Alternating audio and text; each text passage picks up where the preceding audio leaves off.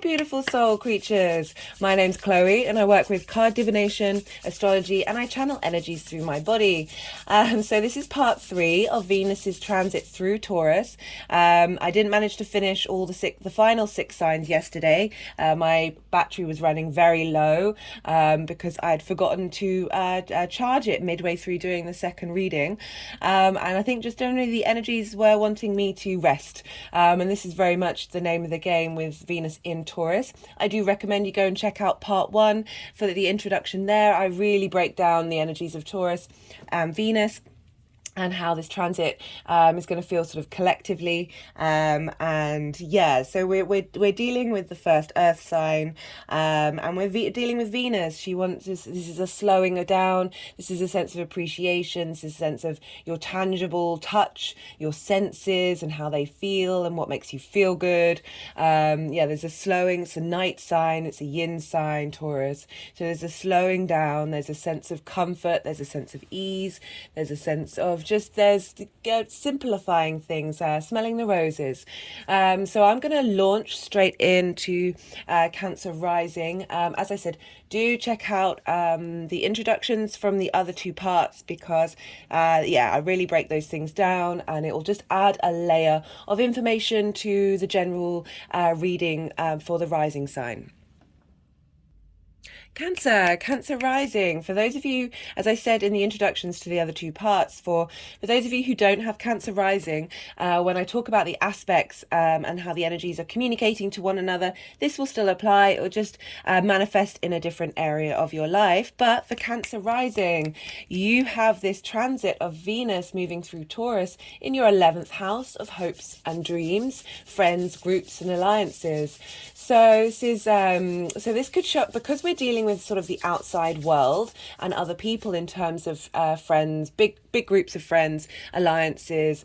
It's kind of the vibrational level of people you want to draw towards you, the people that you resonate in groups with.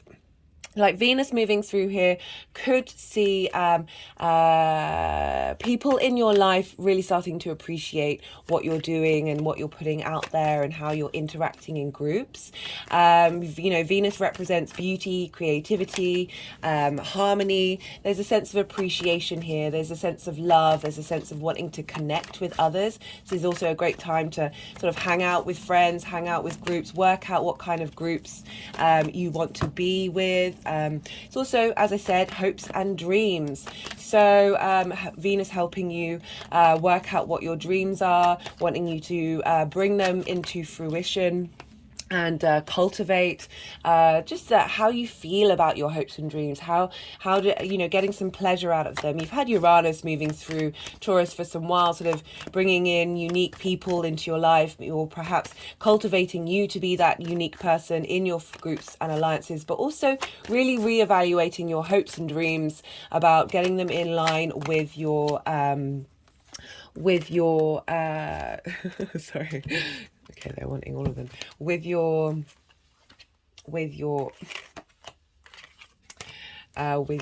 soul's purpose. Like Uranus is the path clearer, the breaker of chains, tends to shake tension and release tension that you haven't been looking at. I talk quite often about a very poignant Uranus transit that I had in Taurus, which sort of broke down all the safe structures in my life that weren't actually safe. They were just convenient. It's very, very much well, they weren't particularly convenient either, but that so with the 8 of Cups, it's very leaving an environment that's comfortable and going on a journey that sometimes it's not even that it's comfortable, it's just that it's what you're used to, and we are creatures of habit, and sometimes it's difficult for us to break out of structures that seem like they're safe, but they really aren't. But anyway, I digress. So Venus is moving through your 11th house, and for Cancer energy, this is sextiling. Taurus and Cancer sextile one another. We've got earth and water here.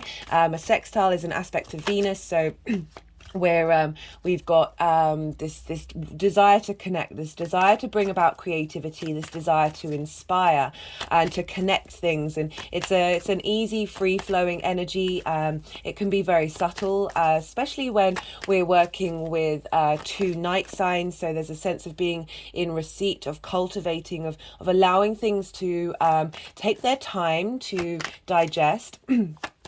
This transit of Venus is particularly important because every major aspect she's making, and I'm pulling cards for the 4 main aspects, is activating eclipse points. So we've had the nodes in Taurus for nearly 18 months now. They'll be moving into Aries and Libra.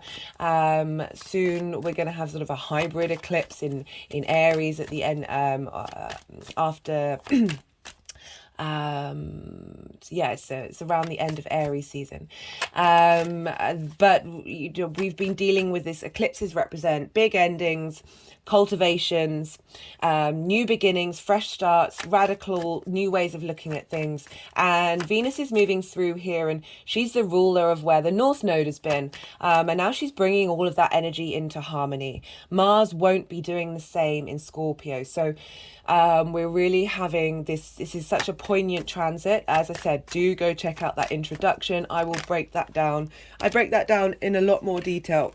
And this is quite an important transit. So because Venus rules Libra as well. And so whatever's going on with the ruler of a sign, that's too many. Whatever's going on, they're like, no, but we want them all.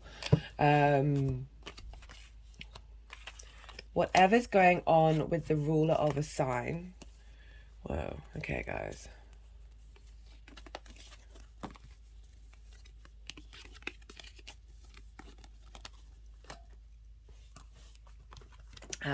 I won't read the cards until they're all out, and I've gone through I'm going to be going through all the aspects, and then we'll be revisiting what the cards have to say.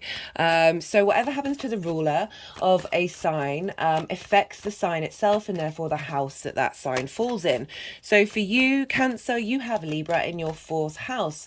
Libra energy squares Cancer energy, so this is an aspect of Mars. This can bring about conflict, drama, frustration, but these are all to highlight where our motivations are really needing to be directed. But it can also, for me, very much the way to sort of flip that conflict energy is giving Mars something to do.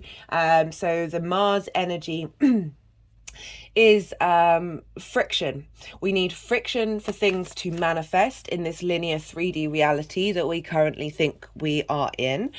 So it's big manifestation energy. So that's happening for all of you, all of the Cancer energies. But for Cancer rising, this Libra falls in your 4th house, and this is your house of home. This is your roots, your foundations, your ancestors, your lineage. This is your parents. This is your home. This is the intimate part of you and how you spend time with yourself on a private level, as well as the people that you engage with in your private life, in your home with the roof over your head. And so the journey that Venus is making in Taurus, getting you in touch with your hopes and your dreams, getting you in an alignment and connection and a feeling of appreciation in your groups and alliances and your friends is going to have an impact on how comfortable you feel in your home, how you are more at ease in your home, and just give you stronger foundations moving forward.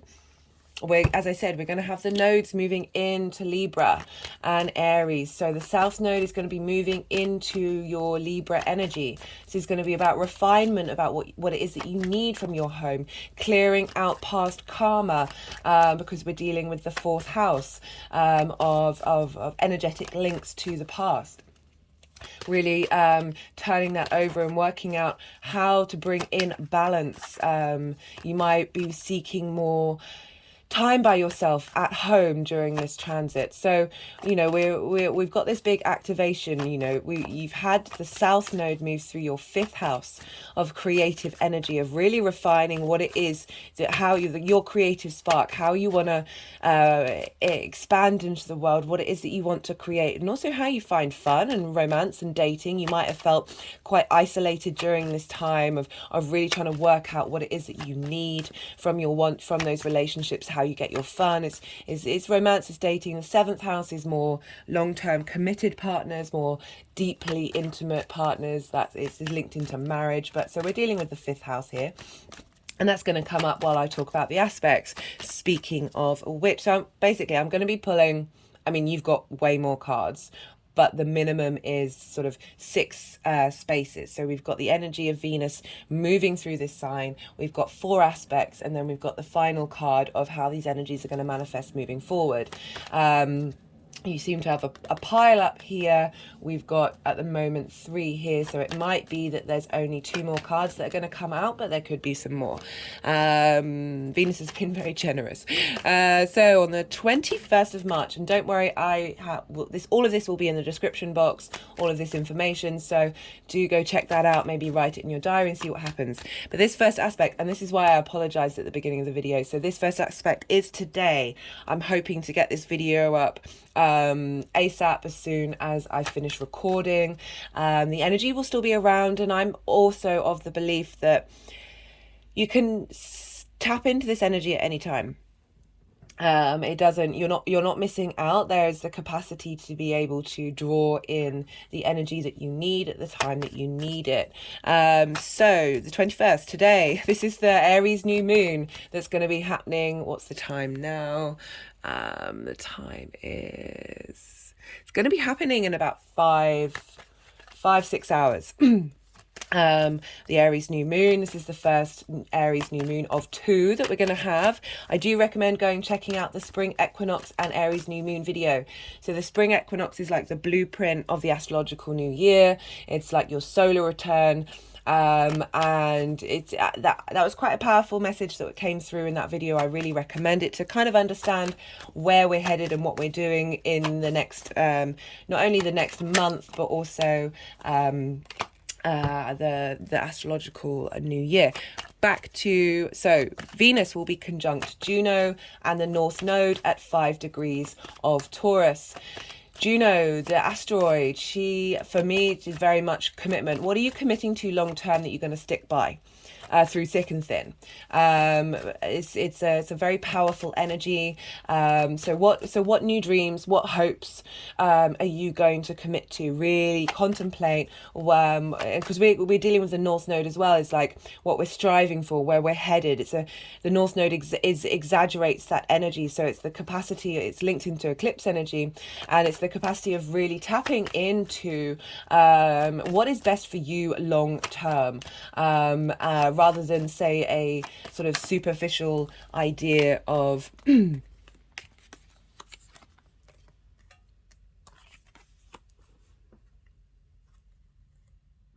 So the death card's just gone underneath that. But they have a habit of moving these cards around. So as I always say, don't necessarily read the cards straight off the bat. So we've got this Venus wanting to come along and give pleasure to your commitment and your hopes and your dreams, pleasure and to commitment to the groups and alliances and the kind of vibrational level of people that you want to interact with long term. This is activating the Scorpio new moon that happened 25th of October 2022. That was a solar eclipse, and that was happening in your 5th house of creation energy, how you find your amusement, your play. It was also very much linked into romance and dating and children.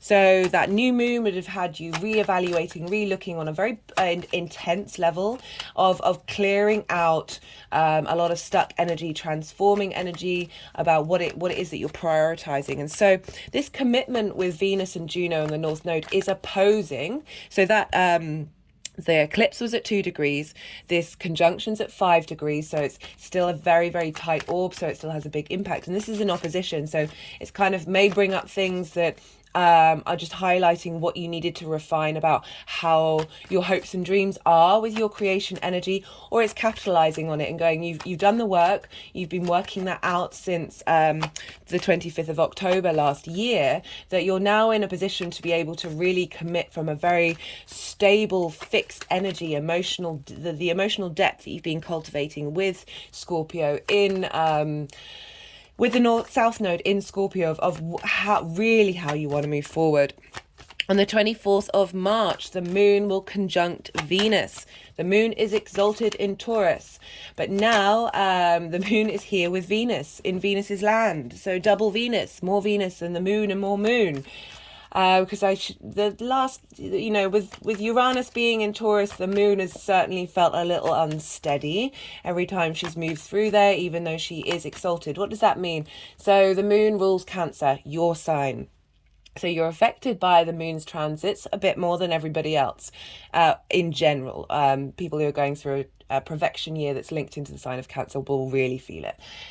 Anyway, so Cancer is the first water sign. It's how you emotionally connect to things. There can be a need to seek out safety and security, the need to nourish others, and prioritize your emotional needs. There's a lot of caring and consideration with Cancer.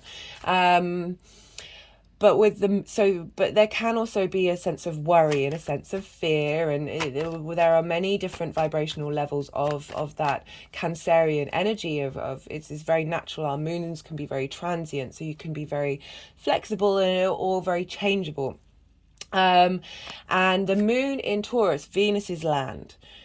Your needs are going to be met on a more pleasurable, sensual basis. So the moon isn't like freaking out about whether you've got food on the table. The moon's like, Venus is saying, hey moon, what's your favorite meal? What's the thing that you really like? Let's indulge those senses. Let's really appreciate the simple things that you truly like and not necessarily think about other people. So your emotional needs are being raised up and highlighted, and there's a sense of feeling secure in this fixed energy, because Taurus is fixed energy. So we have this conjunction at 9 degrees in Taurus, and this is activating the Taurus new moon, which was a solar eclipse that happened in April 2022. So we're nearly a year since that new moon, and what you've been cultivating, and that was at 10 degrees. So we've got 9 degrees and 10 degrees. The moon will go over that 10 degrees maybe an hour or two later, really emphasizing how you've been tending to your emotional needs, tending to your hopes and your dreams, tending to your response mechanisms, in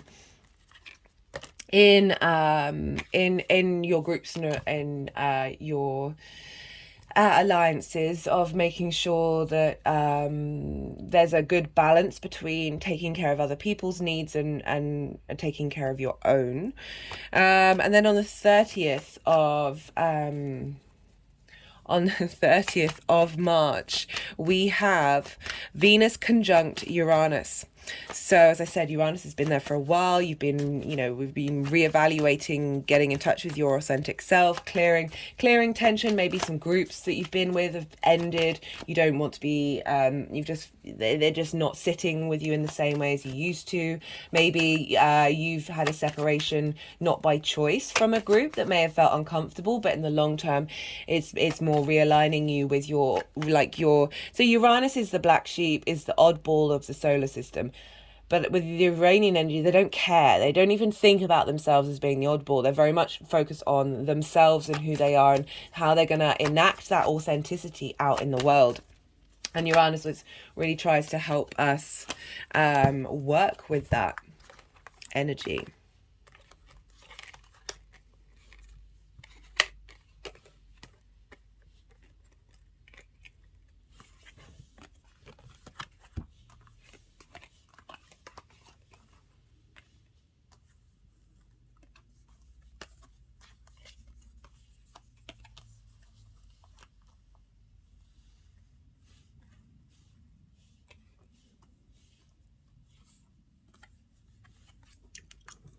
Had an energetic release then.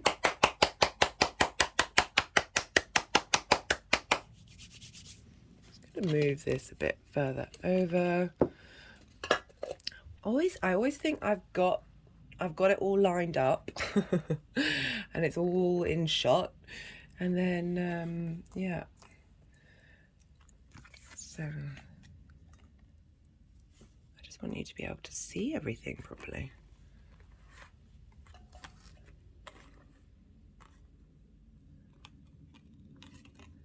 Yeah, you've got a lot of cards come out here, Cancer.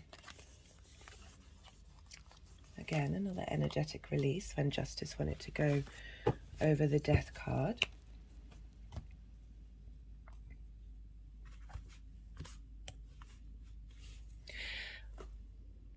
Right, where was I? I was talking about the conjunction on the 30th of March between Uranus and Venus. So this is happening at 16 degrees, and this is activating a Taurus full moon, which was a lunar eclipse that happened on the 8th of November 2022, and this was at 16 degrees. So we're now exactly the same degree. It's not by minute, it's not the same degree by minute, but it's big energy. I really recommend checking out that Taurus full moon video. It was very powerful energy that was coming through, and Uranus was retrograde at the time of that Taurus full moon, and I said that the sudden changes or things that may happen might not happen until Uranus goes out of that retrograde and goes back over the exact degree of that Taurus eclipse, which is on the 3rd of April. I'll be doing a separate video. This also got activated by the Leo full moon that happened 2 full moons ago, and that was squaring this energy. And so when we have squares, this is when things start to turn up. So now we have Venus conjunct Uranus, a time for really unique ideas to come through, unique ways of looking at things and being very creative about it. And wanting, Venus being here, she's wanting to bring in some stability. Uranus has been shaking up our sense of stability. And now Venus is in her own realm. She's got more of the tools of her trade that she can now sort of smooth over some of the chaos coming from Uranus, but also help facilitate the uniqueness of that Uranian energy. At the same time, Mars will be in Cancer at 2 degrees of your sign, trining Saturn in Pisces in your 9th house of big picture philosophies. So this trine is not forming, regardless of whether you're Cancer rising or not, Cancer energy and Pisces energy are 2 doors down from the Taurus energy, either side. And so that's a bi-sign aspect of a sextile. It's not exact. With sextiles, we tend to work with a really closer orb because it's a very subtle energy. But this, for me, is coming up as an even subtler energy, is sort of like on a DNA quantum field level, that, this trine between Mars and Saturn is feeding into where Venus and Uranus are talking. And so Saturn's helping you get a sense of authority in how you think about the world, move in the world, and Mars is now in your sign, getting you to connect to your emotional embodiment of your motivations, and that's taking more action and being more present and defending the things that you care about and your emotional needs. And that's feeding into Saturn right at the beginning of the cycle. If you haven't seen the Saturn series, I really recommend it. That's a big transit. I break down in all the different introductions, different themes that sort of bring layers together of what this Saturn transit means for us all. That this is feeding into, and we've got sextiles and trines, so this is very inspirational, creation energy happening at this time. And again, activating that full moon in Taurus.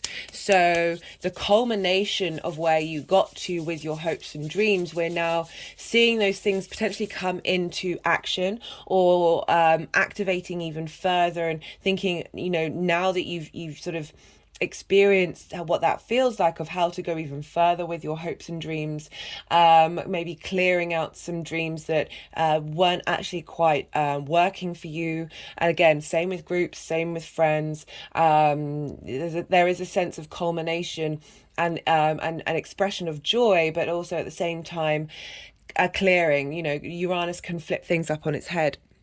And the final aspect that we have is happening on the 7th of April. This is when Neptune in Pisces is sextiling Venus at 25 degrees of Taurus. This is a beautiful transit. I really like the energy of this. So we've had Neptune in Pisces since 2011. The sense of dreams, the fantasies, the delusions, the things being potentially too good to be true. Saturn's now come along and gone, okay, we're going to try and make whatever these dreams are real.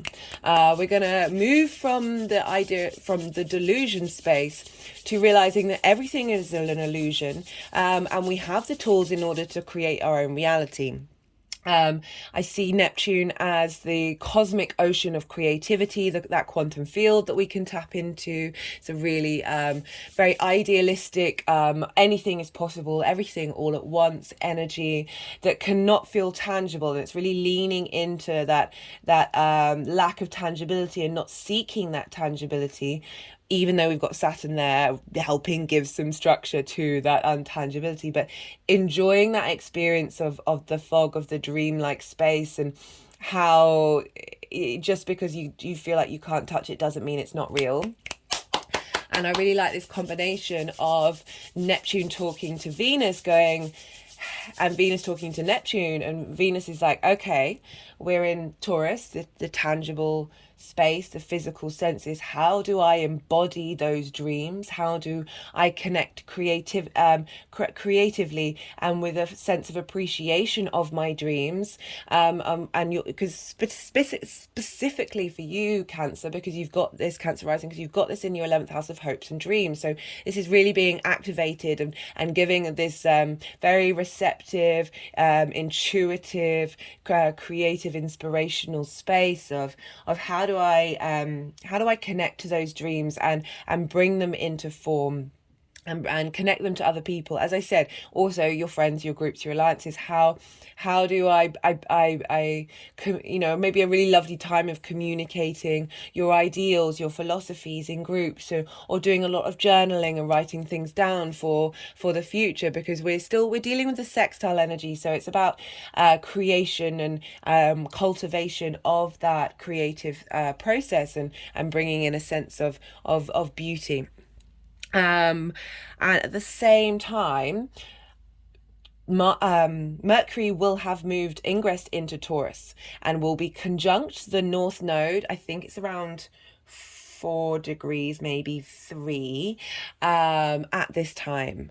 So the messenger of the gods talking to the North Node, that place that you'd made that commitment with Juno to, saying, hey, what other information have you got? Here's all the information that I've been learning. This is where I want to be headed. Now, how can I communicate that? How can I communicate my hopes and dreams? Maybe being in nature during this time to see what downloads you get about the plan of where you're headed and the kind of people you want to interact with. At the same time, the moon is conjunct the South Node in your creative energy. So again, a really great day to get creative, get inspirational, to lean into those fantasies. Be real though, be aware of potential delusions that may be going on, but there's a lot of support here at this time, because the moon is conjunct the South Node. So you may feel you want to be by yourself. You may feel you want to be sort of isolated. It doesn't mean that you don't want to connect in general. It's just that with the South Node, there is a sense of going inward in order to purify and cleanse and transform and integrate. And the moon being there, your emotional needs, what it is that you need from that area of your life, is going to be sort of just coming up. Also, it could be that when you're with friends and groups with that those aspects get triggered because you're not in that space, that then help you understand how to move forward. Right, those are all the aspects. Oh, I forgot to say that that sextile with Neptune is triggering the Scorpio full moon that's a lunar eclipse that happened on the 16th of May 2022 at 25 degrees. So exactly triggering that full moon, that culmination period of your creation energy, of perhaps ending a way that you interact with people on an intimate basis, and changing and transmuting that. We've now got that activation. So you're bringing in everything that you've learned from that full moon, and Neptune in a fellow water sign, trining that full moon activation point of bringing in a sense of cohesion, inspiration, elevation of what you've been learning over this period. Right, Cancer, let's get into these cards. Let's see where everything wants to go. There's a lot going on here, but so we have for Venus moving through Taurus, we have the energies of, we've got the Seven of Swords and the Death card. And this is, so they just wanted to put this piece of selenite over it. Oh, that feels lovely. I love selenite so much. It's so soothing. It's so cleansing. I mean, it's basically made up of salt, really. That's why you never need to cleanse it. And for those of you who are in a position to do so, I would really recommend having some selenite in your life. That and black tourmaline are the two go-tos that you really can, like, there's such a softness and a ease now moving through my body with that selenite. It's also can be very much linked into the moon, because the moon has an effect on the tides, and cleansing the energetic, emotional field. You know, Cancer, all the water signs, you know, guys, my heart always goes out to you guys, because there's so much trauma in the world. And you, because you're water, you're connecting to that emotional, connected, we're all connected. And like, sometimes I feel like you can get bombarded by other people's stuff without even realizing it and thinking that it's your own. That deep sensitivity that water elements have. I just, you know, having that sense of needing of clearing and cleansing to come through, and needing it to be part of the practice, in order just to clear your emotional field, and yeah, really get in touch with what it is that is yours. And I'm really getting that message from the cards. It just seems quite apparent that you've been going through some stuff, and that doesn't surprise me. But it feels there's some clearing here. So we've got for Venus, let's get back to the cards. For Venus moving through Taurus, we've got the Seven of Swords and the Death card. The Seven of Swords is very much, sevens can be read in quite a lot of ways, but there's a sense of feeling like you haven't had all your resources, that there's been a sense of deception, of trickery, of things being taken away, someone taking away your power and your ability to be able to think clearly. It's also a card of procrastination, of your mind is essentially doing this to yourself, that you're not able to focus, you've been maybe a bit distracted. There are so many different ways I can read this card. Whenever this comes up, I'm like, oh, people are going to think that, you know, sometimes you just hear lots of different versions of things and you're like, well, that's now covering all the bases. But this card, there's a lot to this card, because it can also mean, and this part of the message that I'm getting is, Uranus has come along and taken away the things that you didn't need. Like the monkey mind, the clutter. You're now left with these two swords. You may feel, there'll be some more clarity, but you might feel a bit bereaved at the fact that you feel like these things have been taken away from you. But for the long term, it's for the best, because we've got the Death card, and this is all about regeneration. You've got this is the Scorpio card, which is opposite this Taurus energy. And we're dealing with a lot of these eclipses that are coming through that are very potent. And this is quite a powerful spread. I'm not surprised you are ruled by the moon. So these eclipse energies can tend to have a bit more of a punch. Punch is quite a hard word.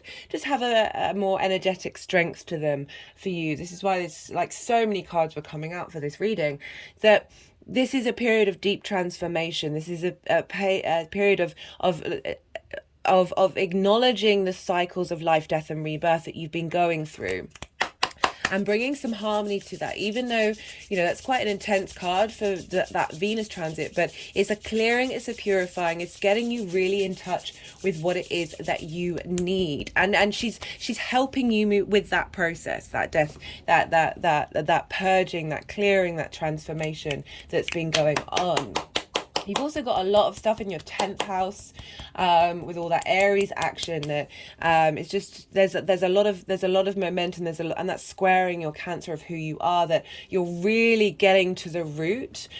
Scorpio goes into the dark and is able to bring up the truth from that darkness into the light. You're really getting to the root of what it is that you need long term moving forward, and how you are in your groups and your alliances. Like we're going through such a radical shift and change of the individual as I said, I really recommend checking out that Scorpio spring equinox and Aries new moon.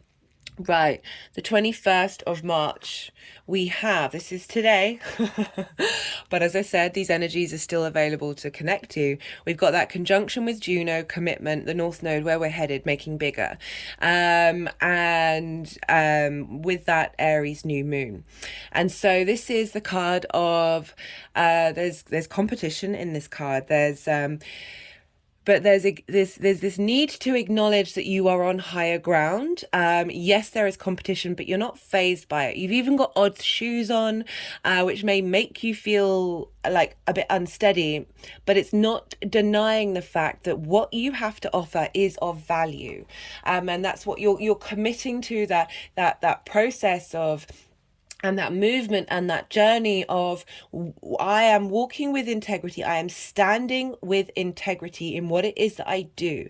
And that might mean that there is a sense of other people sparring with you. But this is all about focusing on your journey, your integrity, your strength. You've got Saturn in your ninth of your big picture perspectives, how you map out the world, how you map out your place in it. This is really highlighting of focusing on the value and the worth and the experience that you have with it, rather than worrying about competition, worrying about other people who might be doing the same thing. This is very much asking you to commit to the journey of your journey, rather than the outside world's impact on it, particularly with that Aries new moon in your house of career and life purpose, of getting you to be in touch with you and your individual space.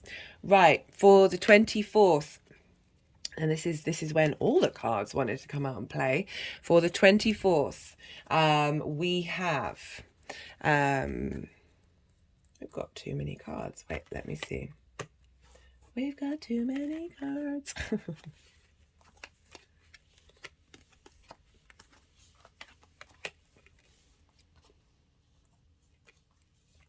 Right, let's go back to the 24th. This is when the moon, hello moon, is conjunct Venus. So these are all the cards that wanted to come out. This is a lot, guys. These are all tricky cards. This is the card that's crowning them. This is where you're headed. This is what you're clearing out. This is the vibe I'm getting, because this was also linked into the Taurus new moon that was happening April 2022. So you've gone through a lot of stuff of clearing that space. And now the moon is coming along and allowing you to go on that new journey of having moved through this. So we've got a lot. Let me try and spread them out a bit more. We've got 2 5s, we've got 3 5s. I apologize, we've got 3 5s here, and a 4 and a 10. So conflict energy, drama, chaos energy, not really getting anywhere, like sparring with your passions, and just maybe you've had a lot of hopes and dreams and they haven't really, the energy is very stuck, and there's conflict going on. We've got grief. We've got feeling that you are lacking, feeling that you are without, not turning around to see the 2 of Cups here, the sense of love and the sense of union and compassion. We do have these moments in our lives and they are very important, but it's also important not to get stuck in them and to be able to take that journey over the bridge into this new land of safety and abundance. We have the 10 of Wands, feeling completely burdened and overloaded. This is a culmination card though, so this is we're moving through we're moving through all of this energy is my vibe. But this is feeling overloaded, perhaps that you feel like you're not getting anywhere with your hopes and your dreams, or your friends and your groups. There's a lot of energy, a lot of energetic burden from that space. Or putting in a lot of hard work and not realizing you're nearly at the end of the journey, that sometimes hard work is really important. Well, I'm a big fan of hard work. Doesn't make it different. Doesn't make it negative. It's just it's anyway, regardless that. But you can just feel exhausted. Just feel exhausted, even though you're appreciating what you're doing. That you can't quite see that you're at the end of the road. We also have the Five of Pentacles. This is feeling left out in the cold, not feeling like you're getting anywhere, or that you're seen, or you're visible, or you're supported, or that people appreciate what it is that you're doing and how it is that you're doing it. We've now got the Four of Cups. This is comparison is the thief of joy. This is more stuck energy. You've got a lot of burdens. You've got a lot of stuck energy. You've got a lot of there's just feeling of lack here. A lot of having gone through some trials and tribulations. That this is seeing what other people are doing, feeling like they're getting all the opportunities, they're getting all the benefits, and their life is moving forward, but you're very much in this stagnant space. But the Ace of Cups is coming through in order to replenish you, replenish your dreams, replenish your life, your emotional connection to your hopes and your dreams, and to the kind of people you want to interact with. And for the card crowning it, finally, right, so this is again the moon talking to Venus, saying, hey, let's we've cleared all this, and now we're at this new journey. This is about, I talked about this in the introduction, I talked about this at the beginning of the reading, about this linking into also the Uranian energy of moving through here and really shaking up your life.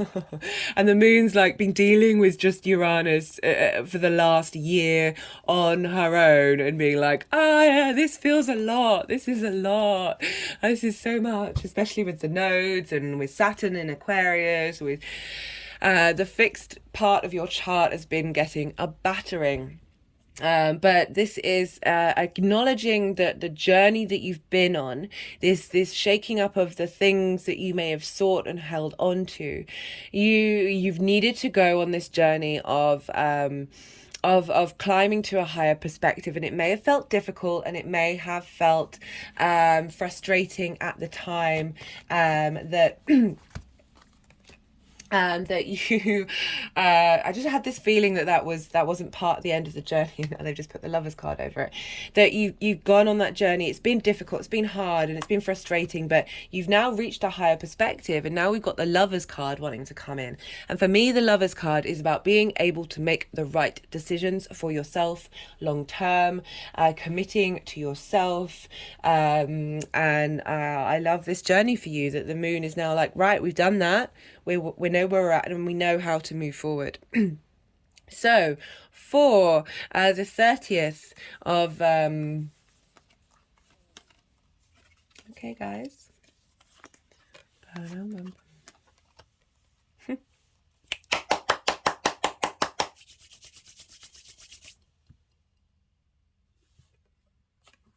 my hand has just gone over my heart chakra. They're just very insist. What is it that you want to do?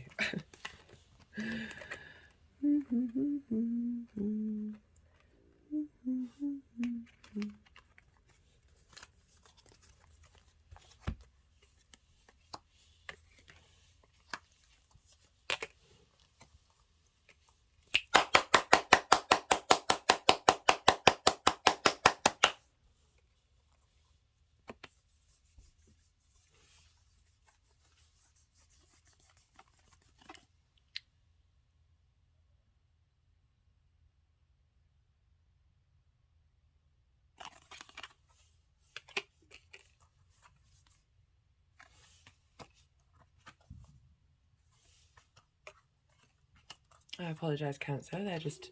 They're doing their thing. This is what happens. This is part of the process.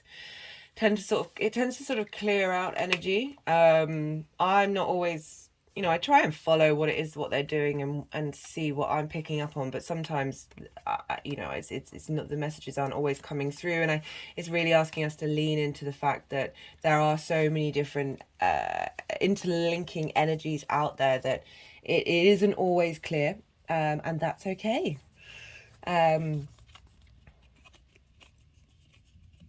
But I'm really getting the message with this Knight of Pentacles for the 30th of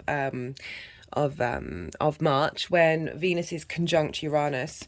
It's activating that Taurus full moon of this is a culmination. This is being able to defend your hopes and dreams. This is the slow and steady wins the race. Earth is about linked into the tangible world, work, your health, your body, but yeah, generally just the tangible world of those hopes and dreams being able to be manifested in the long term. But it's not saying immediately, because the Knight is the slowest of Pentacles, very reliable, very loyal. You're now able to be loyal to who you are with that Uranian journey of really in that tangible, we're dealing with Taurus here, of being able to embody your hopes and dreams and be able to defend them. Again, that's linking into Mars in your first sign, embodying your motivations on an emotional level, while at the same time being able to embody your dreams and your hopes, which they're interlinking with one another on a tangible physical space as well. And then we have for Neptune sextiling Venus at this time. Again, this is a level up. These are very similar cards. So the Death card is very much about being aware of what you need to let go of and moving through that process. The Judgment is the other end of that. Now that you've transmuted the things that you've needed to move through, every part of your soul, every part of your body is moving into a space of ascension, a sense of leveling up a vibrational level. And I love that that's come up with the Neptune card and everything that I said about that at the beginning of really activating that full moon in Scorpio that was squaring Saturn in Aquarius in your 8th house of shared resources. So really being able to bring your dreams into manifestation because you're in this space of clearing and purifying and leveling up to be able to, you've purged a lot of things. You're focusing on you and your journey, and being able to make the right decisions for you, not out of impulsive spaces or from you're more aligned to your long-term goals without sitting with your short-term emotions. And that's not a negativity towards emotions. Emotions are one of the most important parts of who we are. But, you're ruled by the moon. There's a transient nature to that everything is emotion. It's certainly a practice of mine of just, hold space for that emotion, but then just let it pass through you, and try not to get caught up in the feedback loop that can manifest when the mind is just hankering after those hormones that you produce from the emotions that you feel. We've got so this is for the energy moving forward. We've got the Justice card. This is about again being able to make decisions, the right decisions, from a place of empathy, but also a place of equity. So we're bringing things into balance. That is also that it feels like you've gone through a lot. You've gone through a lot of not being able to feel satisfied, moving through lots of stuck and burdensome energy that, justice can represent karma changing, for things for rights to be wronged, for energy to be shifted and turned over. And also we've got the nodes moving into Libra and Aries, so that's a whole shift of gear that's going to happen. You know, the Justice card follows the Wheel of Fortune. It represents the, you know, the Wheel of Fortune is the change of the change of fates and things coming back into balance. And then immediately after, we've got the Justice card, which is about balance and fairness and just the universe rewriting some things. But it's important that we go through these journeys. Oh, there we go. That came quite quick. We've got the Patience card.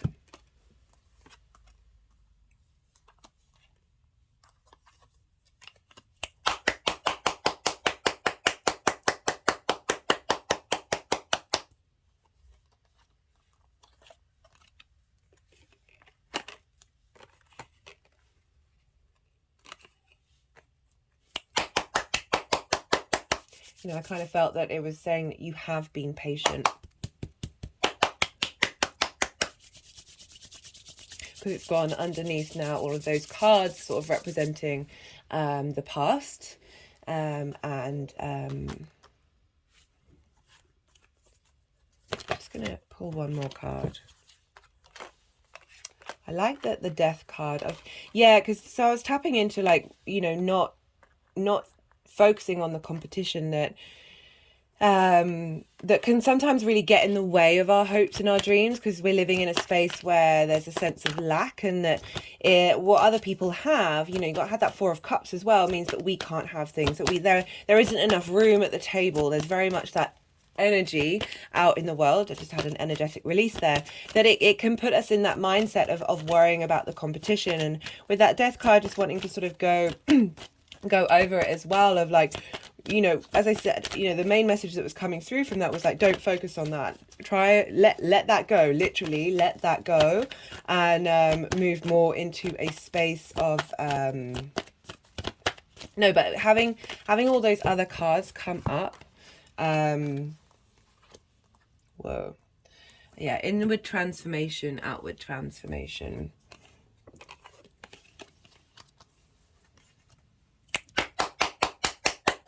Bringing your mind back into harmony, back into balance. I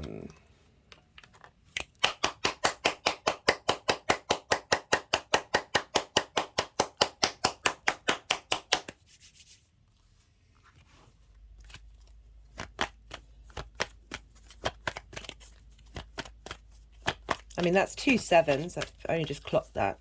That's the Seven of Swords, Seven of Wands. Yeah, we're in a 7 year. there's a lot going on.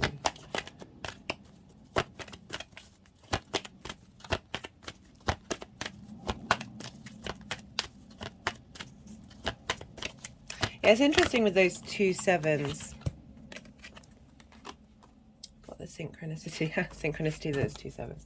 Yeah, watch out for synchronicities. But I was just about to say, it's interesting that the dynamic of the Seven of Swords and the Seven of Wands is, the Seven of Swords is it can be read that you feel depleted. You've had things taken away from you. It's also another card of like strategy, thinking differently.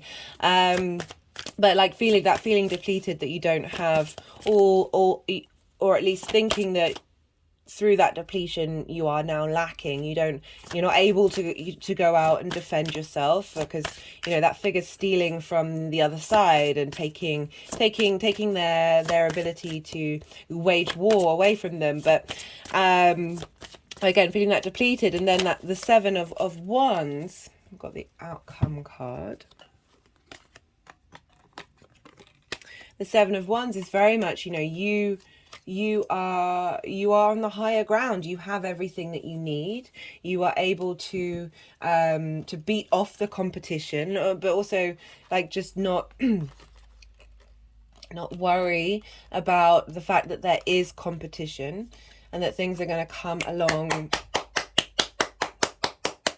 that are going to support where you're headed and what you're doing.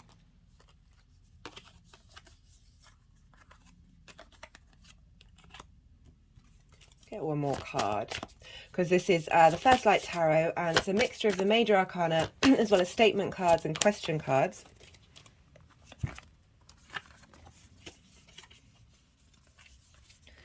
Just got the Obstacle card. It's like, yeah, you've been through some obstacles.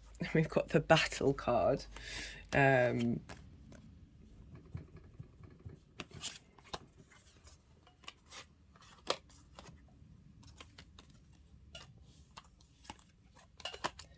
Yeah, not that you don't need to fight. Just focus on I know I haven't soul identity. Yeah, it just really feels like don't focus on the competition. Don't focus on the fact that you're battling. You've moved through that battle period. You've moved through. You're moving through it and cultivating. Being your own Knight of Pentacles, of tending and defending. Not just defended, but just you're protected. Your hopes and your dreams. Just you are. There is energy that is allowing you to prioritize those rather than the outcome of what those hopes and dreams may be.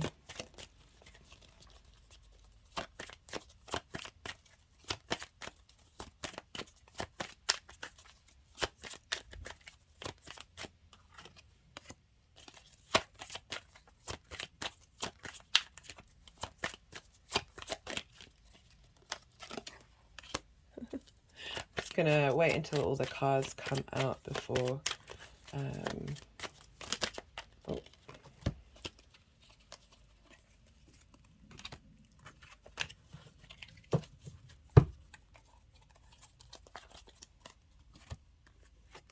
So we've got empathy, flirtation and drama. Okay, they're wanting to go underneath the Judgment card, which was sort of activating that full moon in Scorpio, where you're sort of clearing out that fifth house energy of romance and dating and how that's been affecting your creative energy.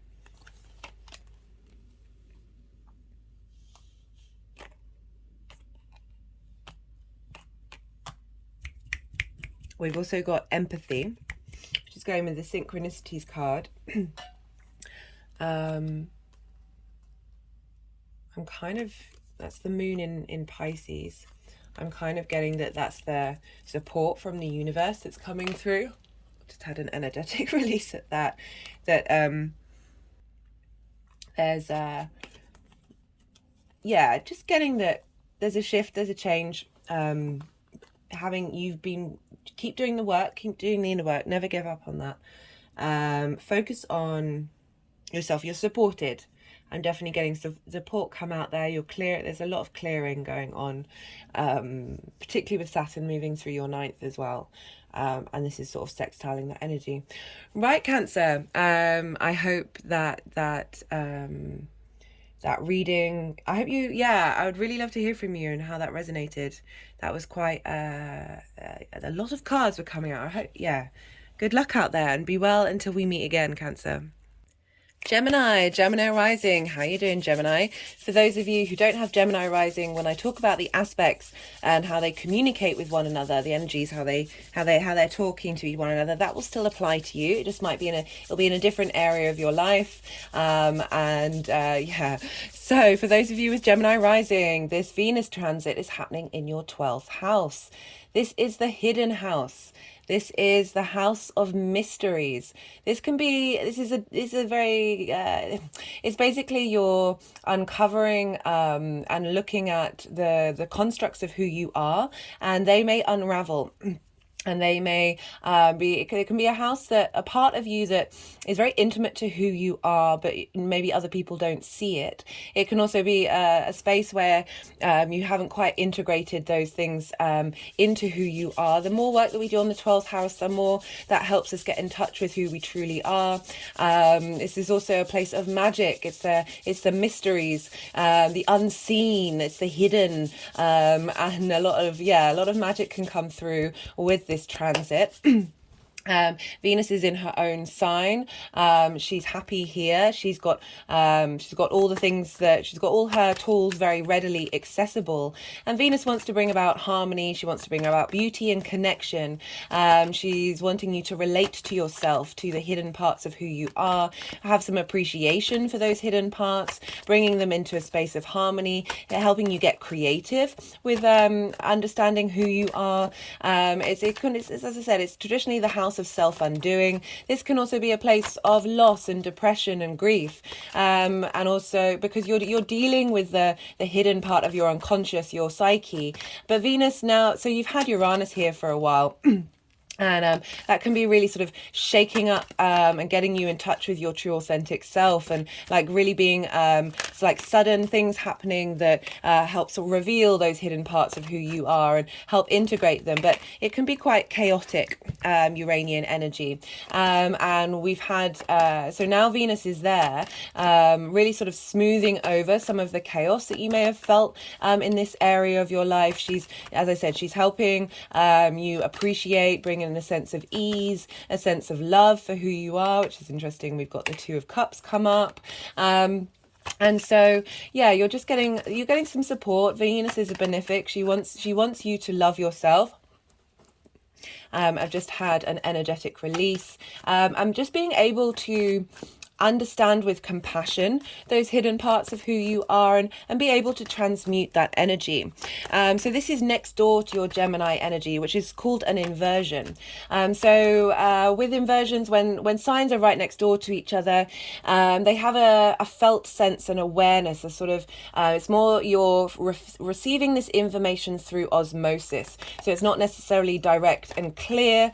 It can be a little hard to contact, a little hard to, but I talk about inversions as if you're sitting next to somebody, but you're both facing forward. There isn't a direct line of sight, and there isn't that sense of clarity, but you can feel that they're there. As I said, this is an embodiment. This is a sense of energy transfer on a very subtle level between Taurus and your Gemini energy.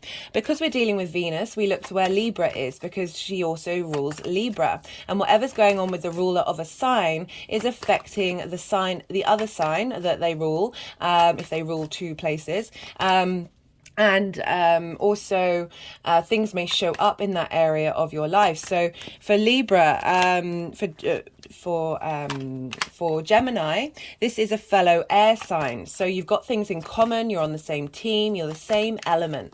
And this is for Gemini rising. This is happening in your 5th house of your creation energy. How you have fun.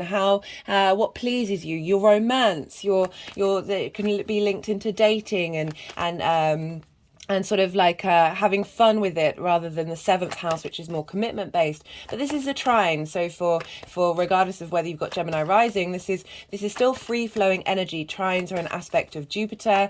This is bringing in inspiration, elevation, generosity, and wisdom. So what's going on in the 12th? Is that journey of Venus is the more that we integrate all the hidden parts of ourselves, the more we tap into the magical, mystical side of the universe, the more that this is going to facilitate your creation energy. This is going to help level up that area of your life with this Venus transit. So that's the kind of general energy that's around right now. I'm going to be pulling a minimum of 6 cards. There has been at least 7 cards for every sign. And so this is like the energy of Venus in Taurus, 4 piles that will link to the aspects that Venus is going to make. This is a big transit. It's not just your typical Venus transit, because the nodes are there and they've been there for nearly 18 months. They'll be moving into Aries and Libra soon. And so every aspect that she makes, she's tapping into a activation point for the eclipses. So there's a lot of intense clearing and cultivation and integrating. Speaking of, so eclipses, the nodes, they're all linked into the moon. That she's helping harmonize everything that we've been working on. And also I'll be pulling a card for how these energies are going to manifest moving forward. So to the aspects, but before I start on that, I do really recommend you go check out especially the introduction in part 1, where I really break down the themes of Venus, the themes of Taurus, and I pulled some general cards. I give a lot of examples of what Venus in Taurus looks like, what Venus and Uranus combined look like, with examples. So do go check that out to get a more well-rounded understanding, nuanced idea of what this transit is going to be for you. So the first aspect, this is happening. I'll go through the aspects and then get all the cards come out, and then I'll talk about the aspects in relation to the cards. So we've got some repetition here, but it's in order for you to be able to really come to grips with how the energies at play and how we can utilize that. So on the 21st of March, that's today. I meant to finish this video yesterday, but I had some issues with the camera. My battery was very, very low. I had forgotten to charge midway through doing the main reading. So I do apologize that you haven't got this video sooner, but these energies for me very much these energies, we can tap into them at any time. And so now you've got a sort of record of what it is, even if you catch this video later on, of being able to go back to that state and make and focus on that energy, even if it's at a later date. So today, the 21st of March, this is when Venus is going to be conjunct Juno, an asteroid, which is she was the wife of Jupiter. And this is to do with commitment. What are you standing by long term through thick and thin? What is really truly important to you? Because we've also got that conjunction with the North Node. The North Node tends to exaggerate and make things big. It's where we're headed. There's a sense of craving, of needing. It can sometimes feel out of reach, but with this combination of Juno and Venus at this time, Venus is coming along to help you get in touch with the pleasures, the sensuality, the things that really bring you joy, and being able to feed that into your commitments long term. I love this energy. It's at the same time as the Aries new moon, which is happening for Gemini rising in your the house of hopes and dreams, friends, groups and alliances. I've done a video for those and I've pulled cards for those in particular. So do go check that out to get, as I said, another added layer of what's going on right now. At the same time, so that conjunction between Venus, Juno and the North Node is at 5 degrees. This is activating a Scorpio new moon, which was a solar eclipse that happened on the 25th of October 2022, and that was at 2 degrees. So it's a very tight orb. 3 degrees is still very close, and so this conjunction is opposing that new moon that was happening for you, Gemini rising, in your 6th house of work, health and routine. So you've been really kind of working on how on how you want to establish and clear out. You've purifying. You've got the South Node there, purifying, clarifying, refining. There's a sense of withdrawal, a sense of contemplation with the South Node. Really, really working on your work and how you work and what mode it is that you work in.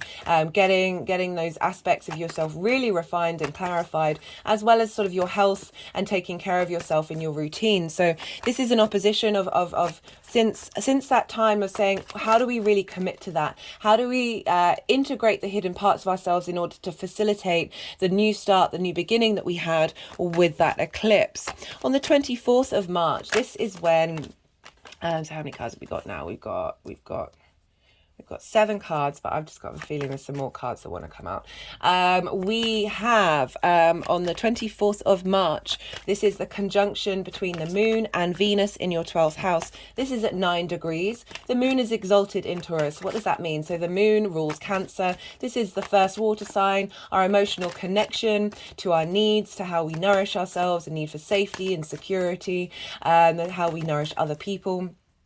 And so there can be a sense of, it's also of our unconscious needs, our instinctive, our emotional response mechanisms, that the moon can feel vulnerable and feel that need for safety, even with that such a transient space that with the moon makes, that it's constantly in flux, that there's that need to prioritize your emotional needs, but not necessarily in a pleasurable way. When the moon is in Taurus, especially when she's there with Venus, I mean, the moon has been going through Taurus for the past year just with Uranus. It's felt very uncomfortable, very disruptive, very like trying to get you really, really in touch with your authentic self.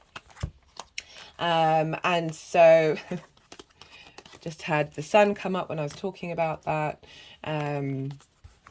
And so the moon being here, Venus is saying, hey, how can I facilitate you really enjoying connecting to your emotional space, you really enjoying connecting to your emotional needs, having those needs treated and supported and facilitated, and bringing in a sense of harmony to that hidden part of your psyche, and elevating it and raising it up.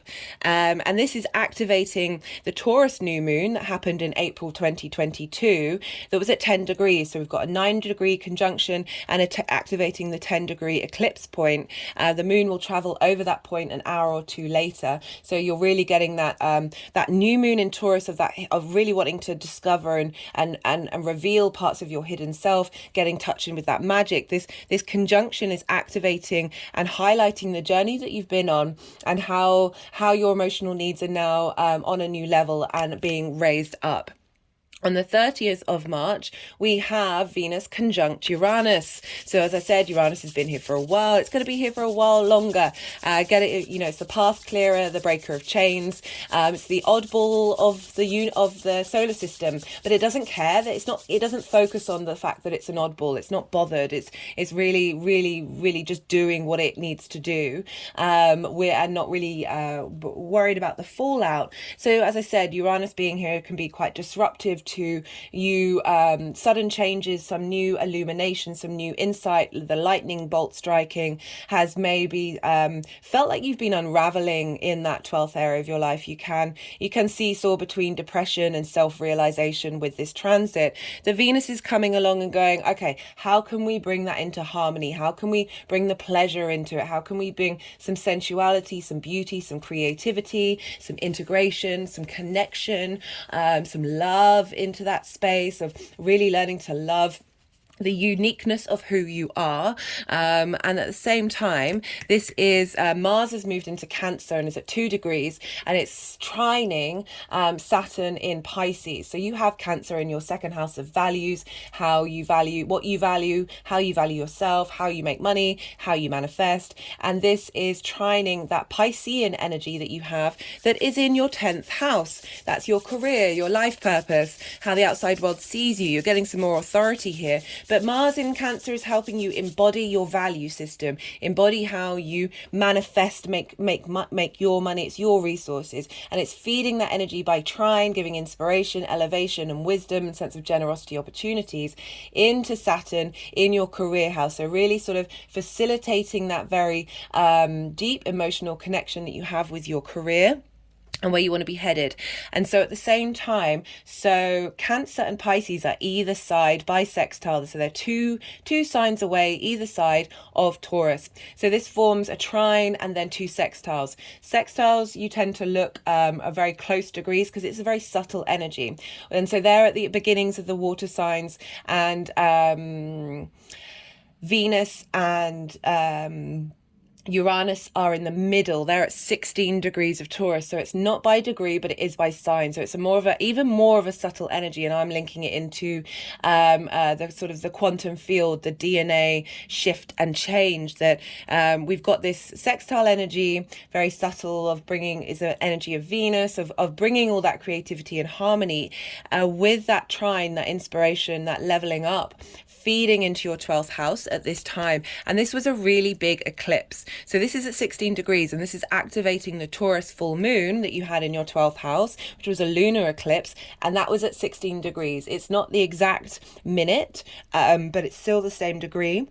And that happened on the 8th of November, 2022. And that's a full moon in that house of coming to a culmination and understanding of who you are, things being revealed. And also it can start, be sort of an ending happen. I said in that Taurus full moon video, I really recommend you check that out. It was a very potent energy that things may not, because Uranus was retrograde at the time of that Taurus eclipse, that when Uranus goes direct, I said in the video, when Uranus goes direct and then re-hits that point, that exact point, which will be happening on the 3rd of April, I'll be doing a video for that, that's when those changes might come about. I also said it might be because of when the Leo full moon happened, because that was squaring at 16 degrees of Leo and 16 degrees of Aquarius, that eclipse point. So you may go back to that time, go check out that video, look what was going on at your time, and because of that square aspect, that's things coming into manifestation. So very, very potent energy at this time. As I said, you know, really being able to look at yourself, the hidden parts of yourself with love, those very unique parts of who you are. We also have the final aspect, which is happening on the 7th of April. This is a lovely aspect. This is when Venus will be at 25 degrees of Taurus. She'll be sextiling Neptune at 25 degrees of Pisces. Again, Neptune's been in your career house since 2011, so you've really been leaning into the big fantasies, the dreams, the magic of your career, but maybe not necessarily having that structure that you need. We now have Saturn moving into that space. Love this, bringing realism and foundations to those fantasies, those dreams. I link Neptune into tapping into the ocean of creative consciousness of the universe, that quantum field energy, all the different frequencies, all the different dimensions, being able to access them. And I love that this is sextile happening with your 12th house, the hidden house of really being able to connect into that fantasy, bring those things, cultivate those dreams, bring connection, creativity, a way of integrating a sense of harmony and appreciation of those dreams at this time. At the same time, Mercury will have ingressed into Taurus, into your 11th house, and will now be conjunct the North Node at the time of this sextile. Mercury, the messenger of the gods, talking to the North Node, saying, where are we headed? What are we doing? What are we missing in order to expand and grow and move forward? Mercury moving through the 12th, parts of your hidden self, the magic, being able to talk to you and communicate to you in a smoother way. At the same time, the moon will be in Scorpio conjunct the South Node. Love this. So again, you've had the South Node refining your work, refining your habits, figuring out what works for you. The moon being there and now really sort of helping bring in the wisdom and understanding that you've been learning in that journey of that cultivation, of that refinement, and tapping into your emotional needs and how they are now being refined. And that's activating the Scorpio full moon that happened on the 16th of May 2022, that was squaring Saturn in Aquarius, that's in your 11th house of big picture philosophies. So big energy. And that was at 25 degrees of Scorpio. So again, the exact degree, not the exact minute.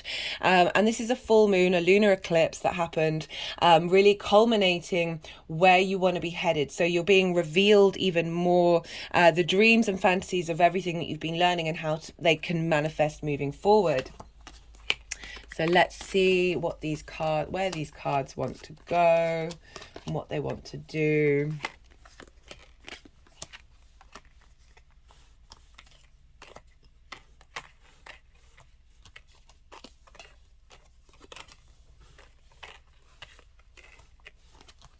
The energies compared to yesterday, I was doing the part 2 yesterday, the energy was very heavy. It was the spring equinox. There was we also had the balsamic moon going on, and the energy today is I'm speaking a lot faster. Everything's coming out a lot quicker.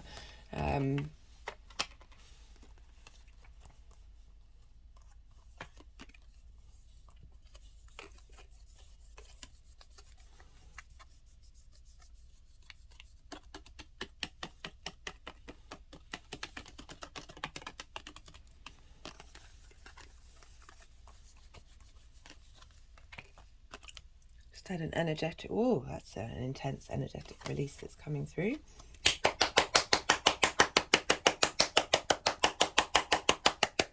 Ooh. Let's see if they're done.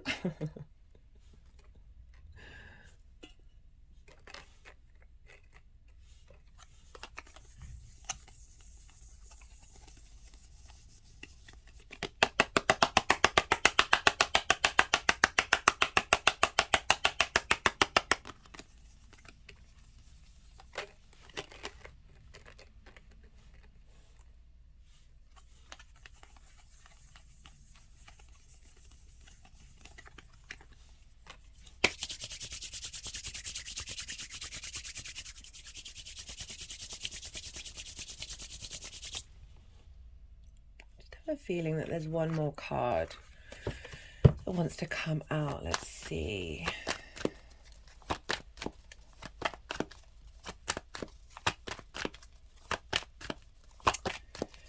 Yeah, Gemini. So Mars is going to be leaving your sign soon.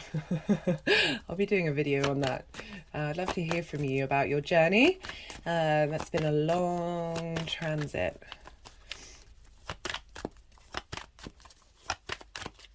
And also,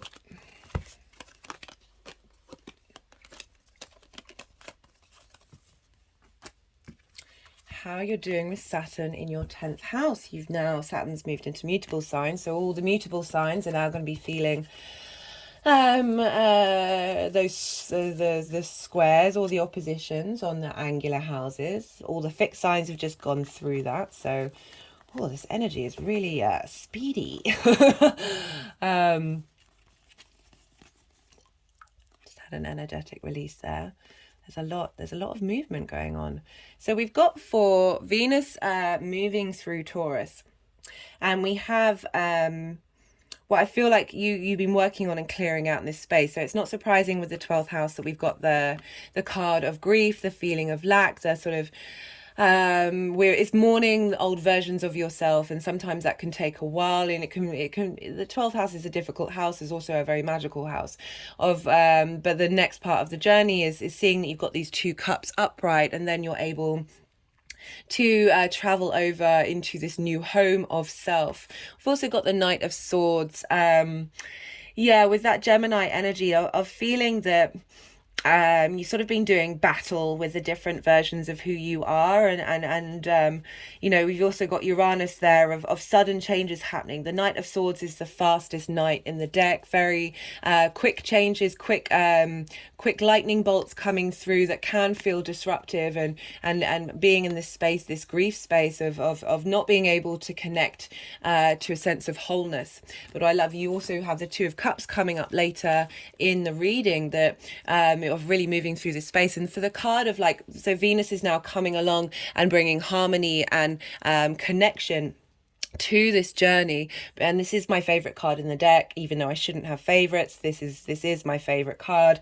This is about collaboration, and this has come up in some other readings for other signs in the 12th house, and it's definitely the vibe of being able to collaborate with all those different parts of you, the hidden parts of you, of being on the same page. This is also a card of mastery, of mastering that integration, because we've got 3 different people, and they're all very skilled in what they do. Then they all do different things, and they're coming together to create something beautiful and long lasting. And I love that this is coming through with this transit in your 12th house of being in harmony with those hidden parts of you, integrating them, realizing the benefit that they have, the different ways of looking at things and doing things, that they support you as a whole in order to create as a whole.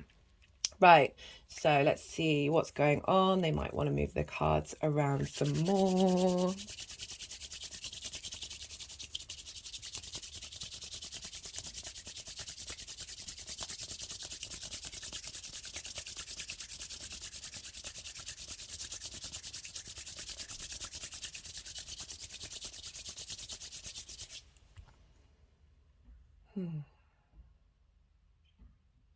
So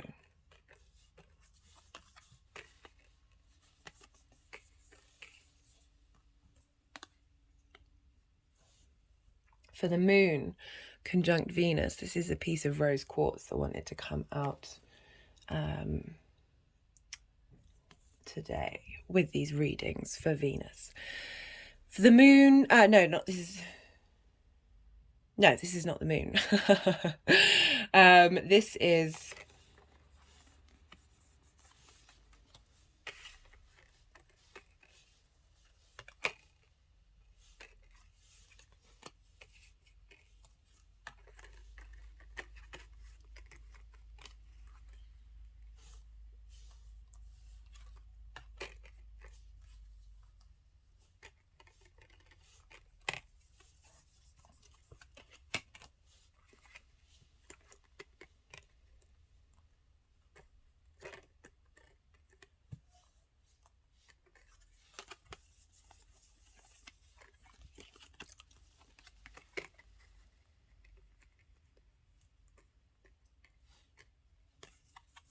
So we have on the 21st of March, this is when Juno and Venus are all conjunct the North Node. This is the same time as the Aries new moon and activating the Scorpio Eclipse that we had on the 25th of October.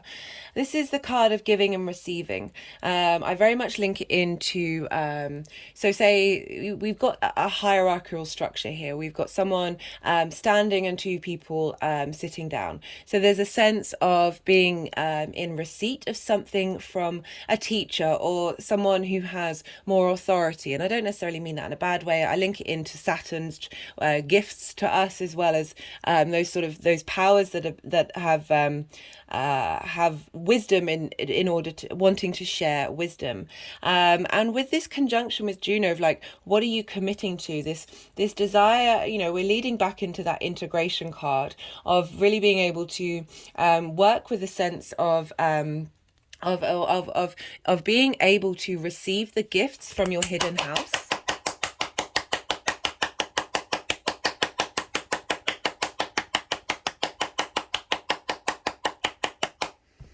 Cool.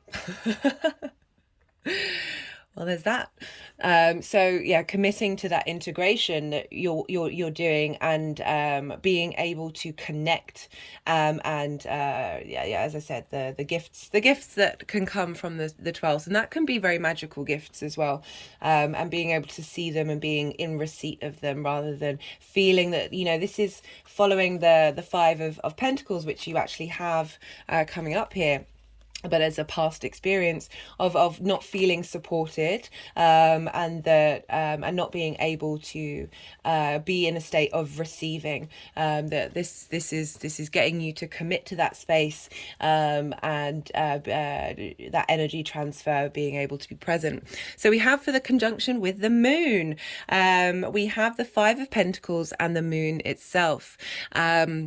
And so the Five of Pentacles, as I said, very much feeling like you're not supported, feeling like you're feeling very cold and worn down, and not being able to think outside of that space.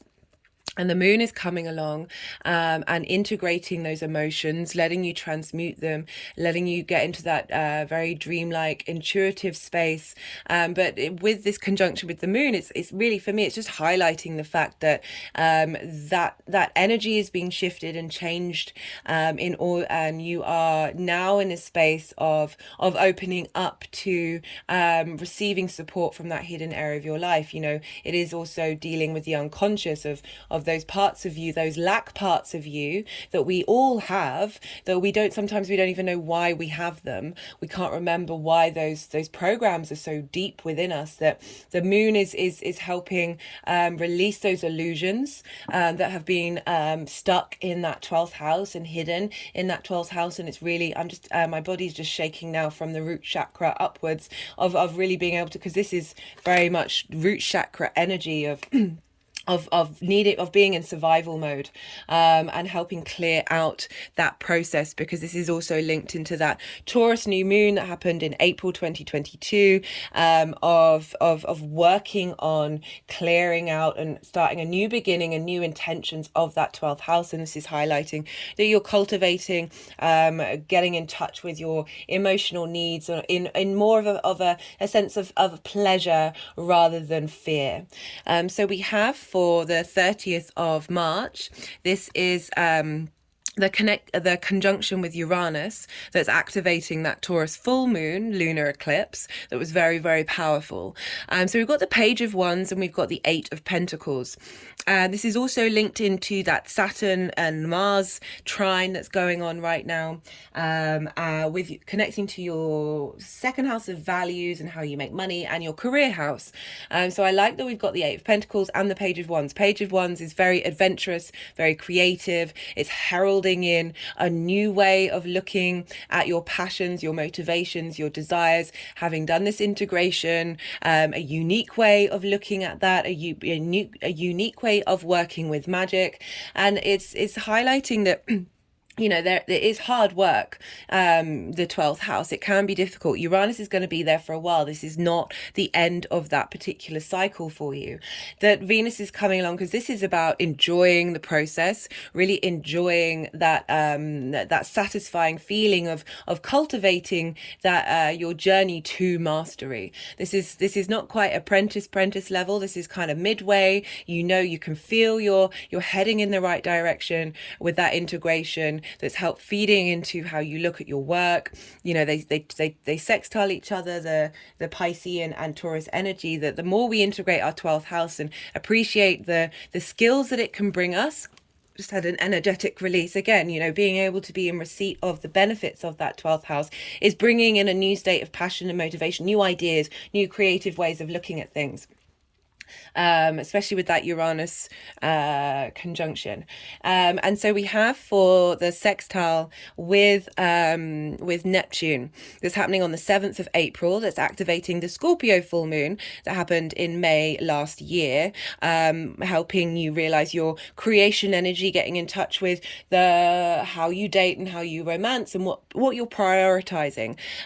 This is coming along and helping you tap into that desire of, you know, you're moving away from this grief space, from not being able to, for feeling lack and feeling lost and not feeling connected, to being able to love the hidden parts of who you are, and then that ripples on and of how you love yourself, and then how you love other people, how you utilize that creation energy, because this is opposing that energy. It's bringing into the forefront your need to have compassion and empathy and love for those hidden parts of you that you may have linked into shame, that is helping you, as I said, tap into that magic and wonder of that hidden house, the magic of who you are, that intimate part of who you are, and how that can facilitate the dreams of your life purpose, and then how the outside world sees you. For the energy moving forward, we've got the sun. So we've got the sun and the moon. We're dealing with the nodes here, our direct sense of self, our inspirational sense of self. There's motion here. This is a very happy card, really cultivating the divinity of yourself. Sorry, Gemini, I just had to pause to have a cough. Yeah, I forgot that that's reminded me with all of these videos. It's very ironic that Taurus rules the throat, and having Taurus, and so therefore your true voice, that having Taurus in the 12th house, it might have been difficult for you to tap into your voice and feeling confident in your voice and who you are. And the sun coming along as how we're integrating. This is very much you, very much being able to connect and feel good and feel joy about who you are in so many different ways. Very illuminating, a lot of illumination to your sense of who you are. I'm really loving this energy. Let me just put these two up. I feel like this is some nice energy to combine, to see these two. The more that we learn to love ourselves and have compassion and empathy for who we are, the more we're able to shine brightly. We're clearing that stuck energy. We're clearing that hidden energy that may have been getting in the way of our soul's purpose, and the sense, getting really creative in our sense of our true divinity. Love this for you, Gemini. Yeah, you've been learning a lot about your motivations in the way that you act in yourself and how you embody yourself with that Mars transit. And it's going to be, I'm liking the journey into Cancer. As I said, I'm going to be doing videos for that. I'm going to put, this is the new, this is the numerology. Oh, this is the numerology deck. I put all the decks in the description box. Oh, and don't worry, I'm going to I will have written all of this information out in the description box for you to maybe write down in your journal and see where you're at and what you're doing.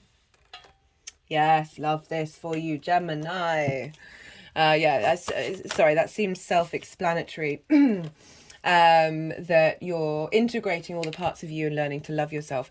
I was gonna say I'm just gonna pull a card from the First Light Tarot deck, but then one just flew out, and this is the Hanged Man, crossroads, transition, turning points, and decisions. But for me, it's more this limbo space where you change your perspectives, and it's a pause space. You know, Taurus is a night yin sign of being receptive, of drawing things towards you and cultivating that, to serve you long term. And the Hanged Man is like, so I always talk about Odin, which is another avatar of the energy that Mercury represents. And this he was upside down on a tree by choice for 9 days and 9 nights, and at the end of it he received the wisdom of the runes. So connecting to the magic, to the divinity of the universe, that magic space of the 12th house. And it's now just gone with the 6 of Pentacles, which was you being able to be in receipt of that divine wisdom, of the magic that is in the 12th. I'm just having quite an enjoyable energetic response to that. This reading thickness is making me really tearful, really happy. I'm just going to pull one more card from the First Light Tarot.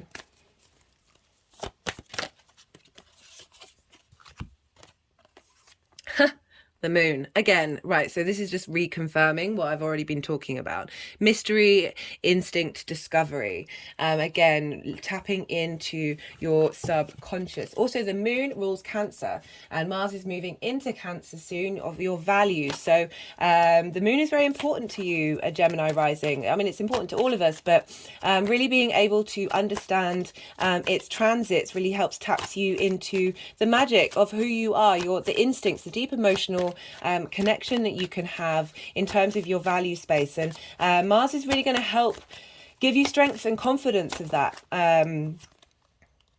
We've got resistance, Mercury in Taurus. Let's see what that's about. So a piece of selenite has just gone over there. I love selenite. I recommend that and black tourmaline if you're going to get any crystals at all. Those are the ones to get. They're just very universally beautiful energy, very helping clearing and transform. Selenite is also linked into the moon. It's basically made out of salt. Or formations of salt. I should actually double check that. My brain needs to make sure that that's right. That we're moving past this resistance to seeing yourself clearly, moving through, because the moon can be illusion. Really letting the illumination come through and be able to tap into having the moon in the second house. You've got a strong intuition is part of what your value system and how you manifest. So really being able to, this 12th house journey of helping you, the more you integrate yourself, the more you're able to then really tap and trust into your intuition. Sometimes our intuition can be off, and that's because for all sorts of reasons, but I'm definitely getting the feeling that is shifting and changing. I just want one more card. We just got the loss card. This is Saturn in Pisces, actually. But whatever losses may come up in that journey, and not that I'm actually getting that message, but I don't want you to think, oh, I've just got Saturn in my 10th house.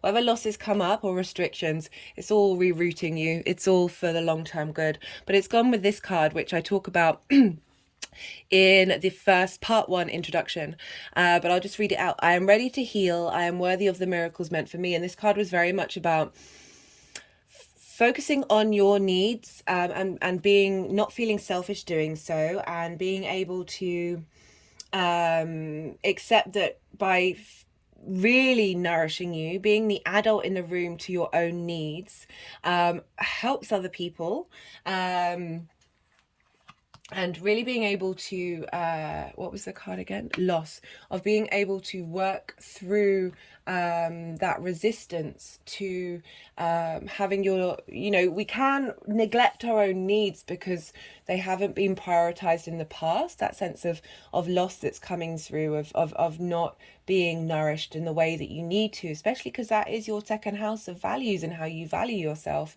That there can be an imbalance with how we tap into our value system and then how we prioritize our needs, maybe go from one extreme to the other. That this is really getting you to be grounded and integrated in order to bring that all together and clear that loss out. We also have the grief card, which is also about loss. Great reading, Gemini. Really enjoyed that one. If you resonated with this, don't forget to hit the like button. I'd love to hear from you about what's going on, if you feel so inclined. And be well until we meet again, Gemini.